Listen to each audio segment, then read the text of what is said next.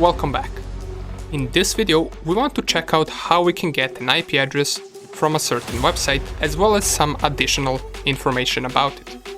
So, since we can't really do this with our OWASP because this is a virtual machine that's hosting a website inside of our local network, so it doesn't really have a domain name, or should I say a link.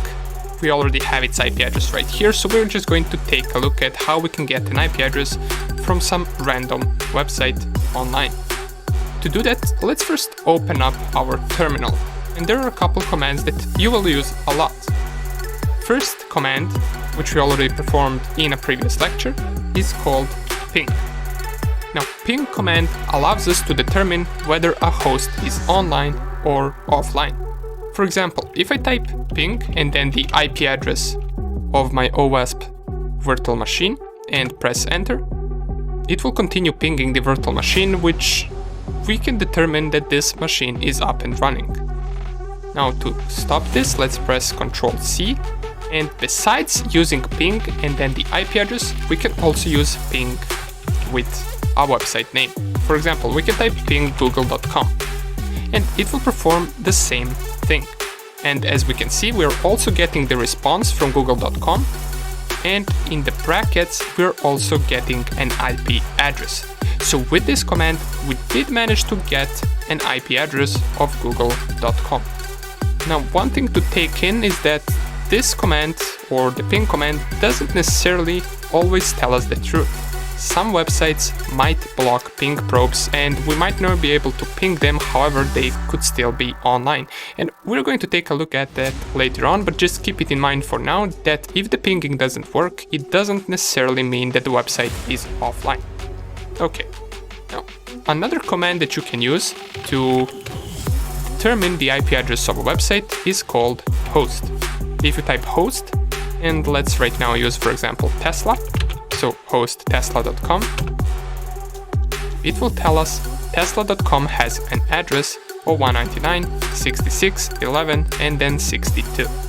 It also gives us some additional information, such as tesla.com mail is handled by this. Okay, so this is additional information, but we were mostly interested in this. Don't worry if you get a different IP address for these bigger websites, it's normal because they're not hosted only on one IP address. And the third way that we can determine is with the help of a command called Nslookup. So if I type nslookup.com, it will give me a response of my server or my DNS server, or in this case my router, which is hosted at the IP address of 192.168.1.1, and the answer to our question will be down here. The name that we searched is tesla.com, and we got an IP address of 199.66.11 and then 62, which is the same IP address as we got right here. But besides getting an IP address, we can also extract some additional information that is publicly available. We can do that by using a tool called Whois. Now, Whois tool is used for gathering information about details of website registration that the owner of website provides. This usually provides us with some additional contacts, such as emails, phone numbers, and also some physical addresses. Let's give it a try. So let's type whois tesla.com. Then we get a bunch of reply right here. We can already see that we're getting some phone numbers right here.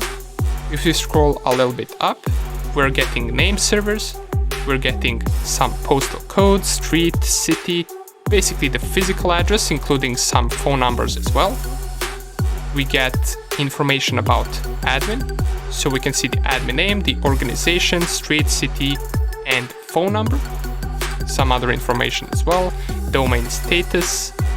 If we go up, okay, so here is even more information. We get name servers right here. I believe these are the same as the ones that we passed below. We get more phone numbers, some email address as well. So we do get some information right here about the website. Usually these large outputs will be given for larger websites. For example, if you were to try Whois command on some not that known website, it probably wouldn't give as much information as we got right here. As always, besides of using command line tools, oops, what happened here? Let's clear the terminal. And Besides using the command line tools that we will always use, you can also take a look at some website that will also give you information about a different website. That is also called passive information gathering. Why passive?